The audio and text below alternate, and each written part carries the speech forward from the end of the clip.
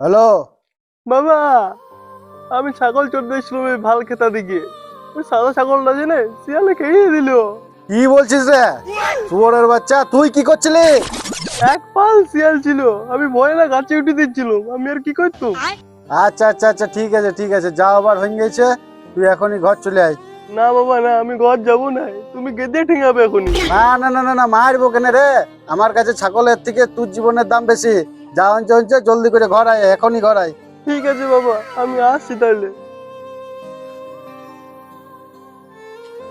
Online করে দাও। হাতে এবারে কত টাকা স্ক্যান করিব? কত আবার 5,000 টাকা দাও। হ্যাঁ, পাগল নাকি? এইটুকু ছাগলে আমি 2,500 টাকার বেশি দিতে পারবো নাই। না না, 5,000 টাকার 1 টাকা কম আমি লিবো নাই। না না, আমি পারবো নাই। শুনো কাকা, তাইলে 3,000 টাকা তো ফাইনাল করে দাও। ঠিক আছে, কই দাও।